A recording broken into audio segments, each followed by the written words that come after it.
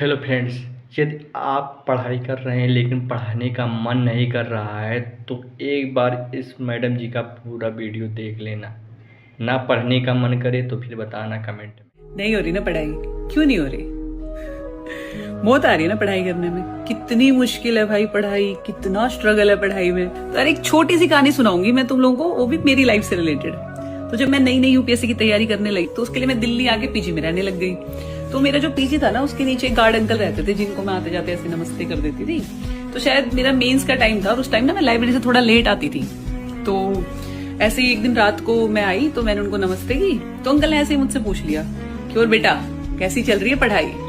और मैं भाई वो जो एस्पिरेंट होता है ना जो भरा बैठा होता है उसकी तरह भय भय करके मैंने कहा अंकल मेरी तो जिंदगी बर्बाद हो गई, पता नहीं क्यों मैंने तैयारी शुरू करी, इतना कंपटीशन है इसमें तो होने का ही नहीं है और इतना स्ट्रगल है, आप सही, आपका टाइम सही था, ब्ला ब्ला ब्ला। और अंकल ना थोड़ी देर तो मुझे देख सुनते रहे और फिर हल्का सा मुस्कुराए और फिर मुझे कहते हैं कि बेटा स्ट्रगल क्या होता है आपको पता ही नहीं है। स्ट्रगल वो होता है जब आपको चौकीदारी की नौकरी करनी पड़े और आपको महीने में सिर्फ 8,000 रुपए मिले और उसमें आपको 4 बच्चे पालने पड़े। और ये सब नौकरी, ये चौकीदारी, ये सब कोई नहीं करना चाहता, पर क्या करे, मजबूरी है, जिम्मेदारियां इतनी है घर की। तो बेटा आप जो करना चाहते हो आप उसकी तैयारी भी कर पा रहे हो, आप उसकी कोशिश भी कर पा रहे हो, ये बहुत बड़ी बात है अपने आप में।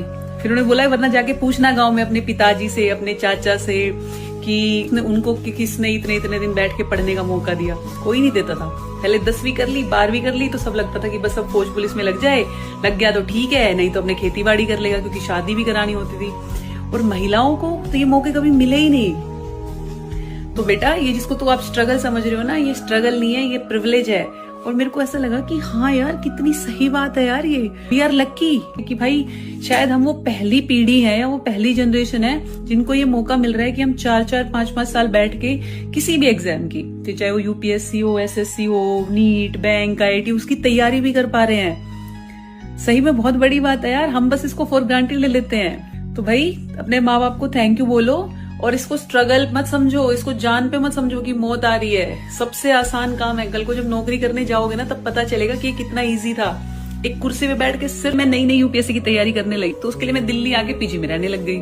तो मेरा जो पीजी था ना उसके नीचे एक गार्ड अंकल रहते थे जिनको मैं आते जाते ऐसे नमस्ते कर देती थी। तो शायद मेरा मेंस का टाइम था और उस टाइम ना मैं लाइब्रेरी से थोड़ा लेट आती थी। तो ऐसे ही एक दिन रात को मैं आई तो मैंने उनको नमस्ते की। तो अंकल ने ऐसे ही मुझसे पूछ लिया कि और बेटा कैसी चल रही है पढ़ाई। और मैं भाई वो जो एस्पिरेंट होता है ना जो भरा बैठा होता है उसकी तरह भय भय करके मैंने कहा अंकल मेरी तो जिंदगी बर्बाद हो गई, पता नहीं क्यों मैंने तैयारी शुरू करी, इतना कंपटीशन है इसमें तो होने का ही नहीं है और इतना स्ट्रगल है, आप सही, आपका टाइम सही था, ब्ला ब्ला ब्ला। और अंकल ना थोड़ी देर तो मुझे देख सुनते रहे और फिर हल्का सा मुस्कुराए और फिर मुझे कहते हैं कि बेटा स्ट्रगल क्या होता है आपको पता ही नहीं है।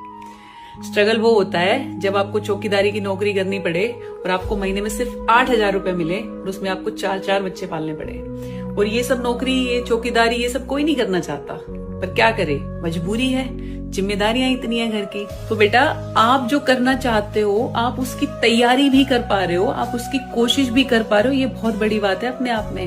फिर उन्होंने बोला वरना जाके पूछना गाँव में अपने पिताजी से, अपने चाचा से कि उनको किसने इतने इतने दिन बैठ के पढ़ने का मौका दिया। कोई नहीं देता था।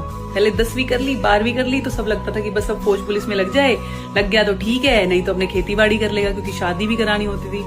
और महिलाओं को तो ये मौके कभी मिले ही नहीं। तो बेटा ये जिसको तो आप स्ट्रगल समझ रहे हो ना, ये स्ट्रगल नहीं है, ये प्रिविलेज है।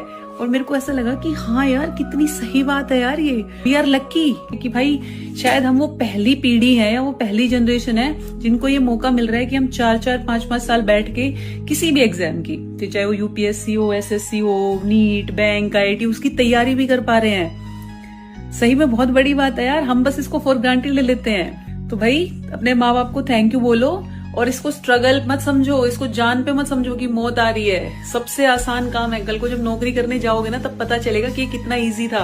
एक कुर्सी पे बैठ